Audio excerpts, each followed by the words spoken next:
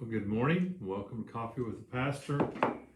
We're here in the book of Acts. We're about to finish the book of Acts. We're in Acts chapter 27.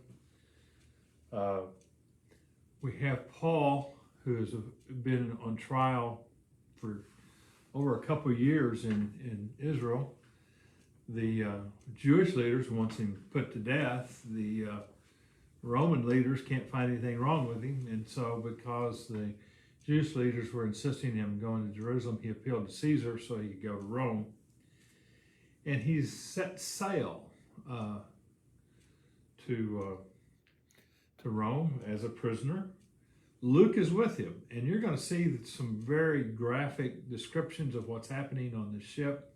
The reason is Luke's with him. Luke's decided to travel with him. Luke's not a prisoner, but he's traveling with Paul. And we'll pick it up in verse 13 of chapter 27.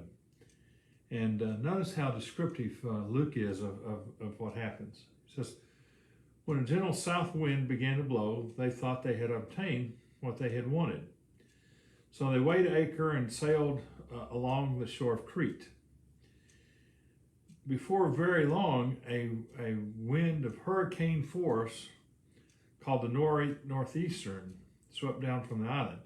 So they literally get caught in a hurricane. We know about that down here. The ship was caught by the storm and could not head into the wind, so we gave way to it and were driven along. As we passed to the lee of a small island called Cauda, we were hardly able to make the lifeboat secure. When the men had hoisted aboard, they passed ropes under the ship itself to hold it together. They're literally having to put ropes around the ship to hold it together. They're right in the midst of a hurricane. They're traveling at sea, just letting the hurricane take it where it will. Fearing that they would run aground on the sandbars of Syrtis, they lowered the sea anchor and let the ship be driven along. We took such a violent battering from the storm that the next day they began to throw cargo overboard. On the third day, they threw the ship's tackle overboard with their own hands. They're throwing everything overboard, trying to save themselves. When neither sun nor stars appeared for many days and the storm continued raging, we finally gave up all hope of being saved. So they're in the midst of a hurricane, being driven along, have thrown off everything, doing everything they can to save the ship. And after the men had gone a long time without food, Paul stood up before them and said, "Men, you should have taken my advice not to sail from Crete." He did advise them not to. "Then you should have spared yourself this damage and loss. But now I urge you to keep up your courage, because not one of you will be lost. Only the ship will be lost." Last night an angel of the Lord, whose I am and whom I serve, stood beside me and said, "Do not be afraid, Paul.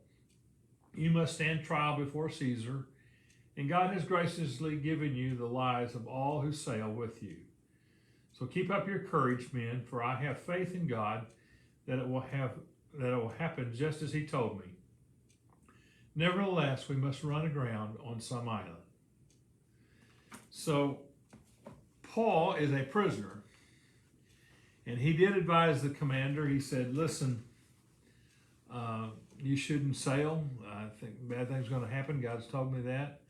He didn't listen to him. He listened to the sailors.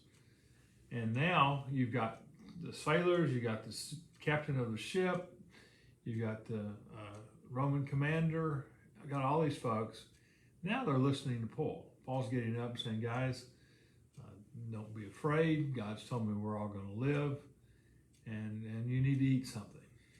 And it's very interesting, and we'll look about what happens with the shipwreck tomorrow and all. But I'm amazed at Luke's detail of what he talks about with the shipwreck, and obviously he was there and he'd lived through it.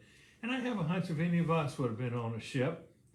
Now, it's not like being on a cruise ship out in the hurricane, though I wouldn't want to do that either. But a little old wooden sailing vessel, I would hate that. But that's what happened with them. And we'll finish up about the shipwreck tomorrow, and then we'll finish up chapter 8, which is the last chapter in the book of Acts, on Thursday and Friday. Blessings to you, and I hope you have a great day. Bye now.